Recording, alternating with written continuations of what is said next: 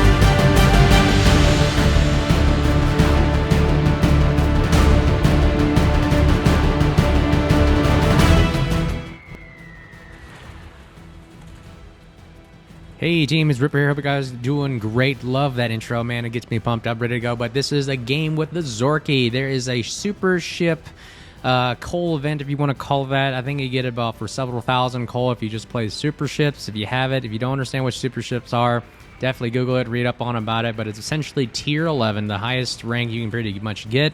But there are stipulations. You'd have to have at least a certain amount of tier 10 ships, and you have to actually have the money to buy these ships. So one of my favorite that you're actually seeing a video of is right now. It's a great game, by the way.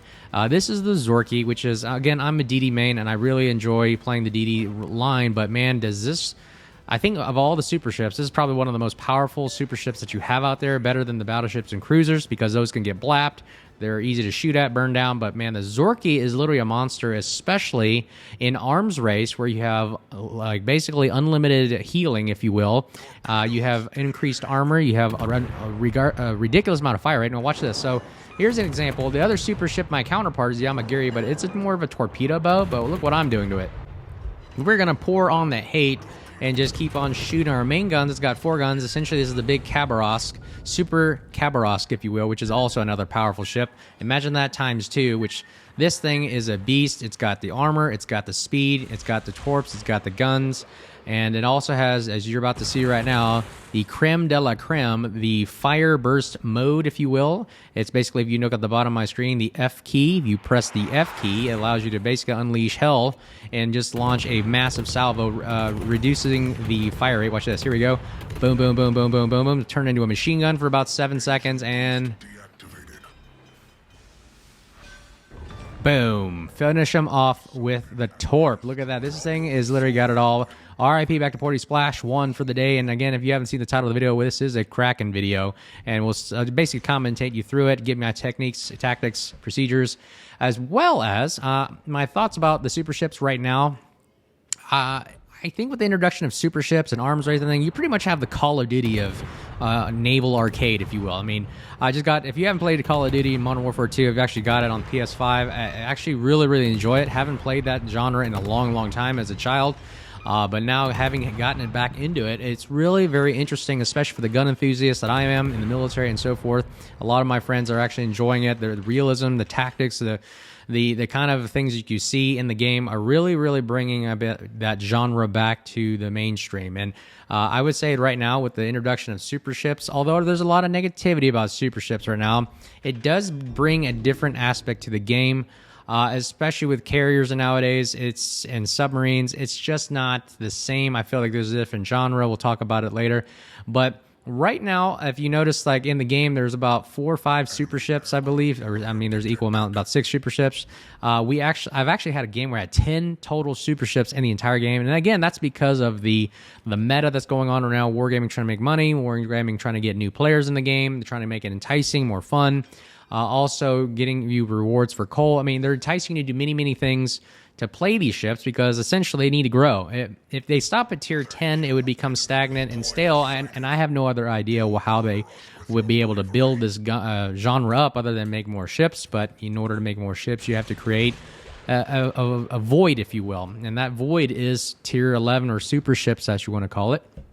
And that's essentially what you have right here. And if you don't know what the Zorki is, it's, like I said, a tier 11 Khabarovsk, 4 sets of guns, 2 double barrel, rapid fire bursts, heavy armor, great speed. Look, 27,000 HP because of the boost, as well as heals. So, I mean, I'm pretty much a zombie ship. And it's got the speed and the juke ability to constantly be a nuisance to enemy ships right now. Now, you notice what I'm doing? The tactic, we're going to talk about tactics for now. I'm literally just holding the middle because at the end, if you notice at the top of the screen, key area appears in 2 minutes. So what am I going to do? I'm going to literally hang out around the middle because I know eventually I have to come back to it. Me wandering off to the west, the east, or the north does not help my team. And like I said, I'm pretty much one of 2 destroyers left in the game. I have to stay alive. So that's my thought and technique and my overall big picture game plan right now. So we're really going to hold right here and spot for our team on the east, maintain the center of the map in a central position. Ooh, took a torpedo hit right there. That's good. Look at that. This thing has so much capability, so much power. So we're going to target the Rupert here. Now, why am I taking this chance? He could shoot back at me, yes, but I have a heal. I mean, and if you notice, I have a heal that I can do on my own, or I actually have constant heal because of the meta of the game, which is, like you notice at the top of the screen, I have constant healing, so I'm a zombie. And so what I'm going to do right now is I'm going to speed up. Look, I'm doing 47.9 knots. Very hard for any battleship, and let alone the secondaries to hit me. And then once he fires at me, I'm going to slam on the brakes and juke. I mean, that's the nuisance of the Zorki and the Khabarovsk. It can do things like this, kind of like Call of Duty, where you're constantly strafing, jinking, shooting. I'm using a lot of comparisons so a lot of you guys understand what I'm talking and coming from. And you always want to be in a position of state of readiness, always wanting to shoot and put on firepower downrange. And you can see we're doing that right now against a Rupert, which should be literally outgunning us because it's the secondary German battleship. Battle cruiser, that is. And we're literally just gonna juke and go in reverse, slam in reverse, and he can't use all of his guns. He's only got 2 forward-facing guns of 4 barrels each, and if he's also nose in, his secondaries aren't firing at us. So we have the advantage to burn him down. I know the Rupert has these quick damage cons, but again, he has limited amounts, and we can just constantly burn him down, all while, you notice our health, it's ticking back up. We're healing at an alarming rate, which is incredible. So again, let's talk about while shooting the Rupert. See, he's turning away. I mean, the fact that a destroyer can make a battleship turn away is right there a tactic in itself.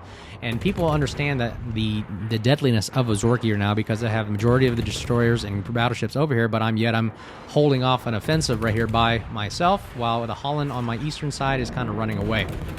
So let's see what we can do from this position. All right, let's talk about meta. So again, the meta right now is people are just disgusted about CVs or carriers and submarines. And I think the only way to combat that right now is Wargaming is introducing these types of ships that can hopefully outlast or maybe get, and ooh, look at that, nice. Hopefully we can get a nice broadside on the Annapolis. And no, we don't. We get a couple pins in there, but this thing also pins cruisers and light cruisers on the side really well with its HE. Just got to get the right angles and the good range. But like I digress, the meta right now, a lot of complaints about the way the game is going. Even in the clan battles at tier 10 right now, I feel like a lot of people are just hanging out in the back. Even without there's no super ships or submarines or CVs in the game this clan battle season. And if you don't know what clan battles are, it's 7 versus 7, and depending on what year or time it is, it can be a certain level. Right now it's level 10 ships, tier 10. For 7 versus 7, and I've been playing them lately this past week, and I've just felt like it's just stale. It's more people just camping in the back, sitting in the back, different type of play style. I've noticed it hasn't been like this all the time. Usually people like to push in or work together and brawl and do all those kinds of things, but I feel like a lot of it's just sitting in the back. People are scared to lose their ships, scared to lose their HP. Something weird about it. And I don't feel it wasn't that exciting. I thought clan battles usually is more fun than the rank side or the random side, but I feel like it's just really, really stale and really, really stagnant. It's a stalemate on both sides, where it's just battleships shooting from long range, just waiting for someone to do something, and it just doesn't seem as appealing as I hoped it would be. But again, this is just the beginning of the season. We'll see as we go along. I'll record some videos and see if anything's changed. Right now, we got the Daring and the Vampire shooting at me. Now, I hold the advantage against the Daring and the Vampire. However, one problem is the 5-kilometer Hydra on the Vampire, which I know I can take some hits, but again, I'd rather not take that chance against 2 versus 1. So I'm going to make a decision here. Again, this is all about knowing the battlefield, knowing your ship, knowing your enemy. Never underestimate them. They are powerful assets right here. So I'm going to basically hold off, go undetected and charge them and see what they're going to do. Now, I know the vampire smoke only lasts a certain amount of time, and it's crawling smoke, so therefore he has to sit still and use his hydro to detect me. And then the daring has a decision to make. Either he sacrifices the game to go after me, or he goes and cap. So I'm going to have to split the difference between these two destroyers and assume they're not working together, and let's see where it goes from there. So we're constantly spotted. The one poor thing about this Zorki is the detection of this thing. I mean, I've got this thing on the gun build and in concealment, and the best I could do is 7.9. The vampire is about 5.8-ish. Daring is about 6. So they really outspot me about a 1 to 1.5 kilometer range, which means they see me first. Like right now, they're constantly seeing me right now and constantly spotting. And I basically have to assume where they're at and just drive at them. I'm using my advantage of speed here to see if I can rush them down, which they know. They don't have the armor and the HP like I do. I'm pretty much like a juggernaut. I'm a juggernaut of a destroyer. I can take the hits, keep the take on. What's the phrase? It takes a lick and keeps on ticking. Essentially, that's what this thing is. It just is a juggernaut of destroyers. So I'm going to charge them and see where they go from here. And all that while we have the Kremlin, which is also the juggernaut of battleships right now, looking at us. But again, he's more focused on somebody else up atop, while I'm going to see if I can constantly move into position to allow myself to figure out where these destroyers are at, take them out first, and then work on the Kremlin. Now, right now, I seem to not be able to spot any of them right now, and I spot the other side, Yamagiri. So they got 3 destroyers versus me, 3 destroyers versus 1 destroyer. So we're going to have to make a decision, either abandon the chase and cap, or take on the Kremlin and cap, or go back and support our Zal. One of the ways we have to support our team somehow. So I basically can't find it. Oh, I see the smoke. So now I know where one of them's at. I know the daring is right there, so we're going to have to go ahead and turn, and we're going to go charge head on. We're going to juggernaut our way through this, and I'll show you exactly why this is so, I don't want to say overpowered, but one of the basically advantages of the Zorki is very difficult to destroy, especially nose in, and it's got the heavy firepower, and then of course the finishing death blow of the burst fire. So I'll show you right now as an example. The daring will outspot me. He's got the hydro as well to outspot me. He could stay in the smoke, but again, if I rush him, let's see how this turns out. I thought right now my thinking is I could torp the Kremlin to help out my Zal, because the Zal going as the Kremlin is not fair. So I was thinking maybe I could just bum rush and use the torps, but I got the daring, and there he goes. Pops up in front of me, keeping my guns to the right, Call of Duty style. Keep the guns facing in the direction of the enemy. And let's see here, and we lose a gun, so we're going to keep shooting. We'll go ahead and hit the damage con and pump them full of lead. Boom. Splash 2, RIP back to Porty, and that's not fair.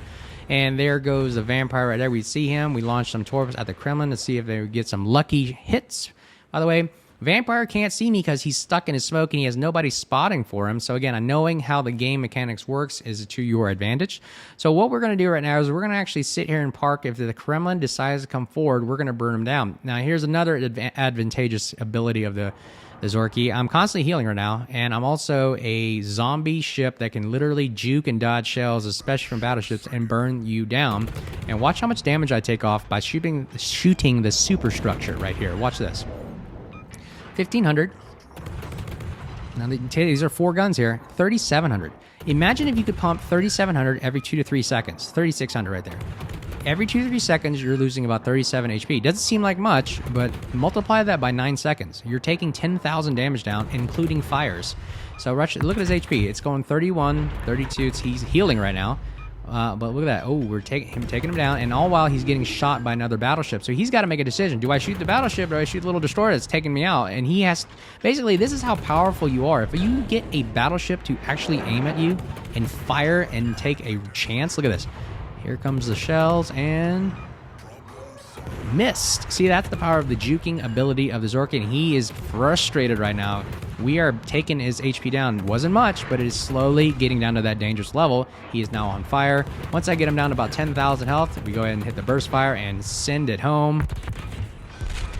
Boom! RIP back to Glory Splash. 3, he's out, but we took a hit on the Kremlin, but you know what? We take a ligand and keep on ticking, ladies and gentlemen, and we got healing going on right now. We're going to go ahead and see if we can help out our final battleship Iowa here, who's going to help take the cap. He thanks us, we thank him, and now we're going to go and see if we can take on the destroyers. Now, I know I outgunned both of these. I have the armor, I have the HP, I also have the commander. I don't think the commander works in this mode. I believe no. Actually, this is a random battle that the commander does activate, which is Kutsnov, whatever. Where if you get down to a certain level HP, it just automatically heals and damage cons everything. So like Call of Duty, aim the guns in the direction of the enemy, which is on my left right here. We're gonna aim right out. Okay, he went behind. He went undetected, which means he is behind an island. I go undetected. He's behind an island. His obstruction is blocked by this island, so I know he's behind it. So I'm going to use it to my advantage and see if I can sneak up on him. Now, I have a choice to make, either left or right of the island, but again, I got to help my Iowa, so I can't abandon him. We'll decide to go towards the vampire right now, and we'll shoot some preemptive torps, keeping the guns facing to the left, minimizing that gun turret traverse saves you a lot. So right here, we got detected. Here he is. That's exactly why the guns are in the position they are. We aim ahead of him. We open fire, and pretty much this is a easy win, death blow right here. Switching to burst fire and sending it home. Full send. Boom! Splash 4, RP back to 40. And again, tactic is never ever underestimate your enemy. Turn in towards DDs, because if they weren't shooting, they are torping. And there are the torps right there. But I'm like turning. What's wrong with my rudder? Oh, I didn't realize it's broken. Holy crap. Can I turn? Oh, goodness gracious. Scratch the paint. And we are now turning back at the vampire now. We have to support the Iowa class. We are 4 kills in, 184,000 damage, 3 minutes to win the game, ladies and gentlemen. Do we get this? And obviously, spoiler, we do. But let's see how I'm able to do this. Bottom line thinking right here is charge the vampire no matter what. Because here's the problem. I think the vampire is going to launch torpedoes at the Iowa. And I hope he survives. It would be very, very devastating if we lose this, because we lose our only battleship right now. We have the advantage. We should not be able to lose this. Let's see what we do. And there's the single torps. I knew they were coming to the vampire. Can he out-dodge those? Holy cow. It doesn't get any more interesting than this, ladies and gentlemen. Devastating strike for our vampire team right there. He did a great job holding us. Now it's mono a mono, or mono a woman. Don't know who's the other player right now, but hey, you know what? This is a great great battle, but unfortunately, it's unfair. Sorry, I'm in a Zorki. It just happened to turn out the way it is. He opens fires because he knows pretty much this is pretty much over. I take quick shots, blind fire into the smoke. Boom! RIP, back to 40 splash. 5 Kraken unleashed, and that's how we win the game. Sweaty palms and everything, and that is the Zorki zombie ship, ladies and gentlemen. Then again, definitely recommend you try it out. Again, it is sad to say these are super ships and the way the meta is today. But anyways, hope you guys like the video. It's more for entertainment purposes. We're on our way to 800 subscribers. We'd love to have the support of all those that have really been with us on the channel. Really appreciate all those that have really supported us and kept us going through. We're going to grow the channel and have a blast, learn about sailing ships, shooting ships, and having some fun in the meantime. Anyways, build is on the screen. Hope you guys have a great time. Be safe. And again, salute to the veterans out there. I'm a veteran as well. And thank you for your service. And again, we'll talk to you guys soon. Cheers.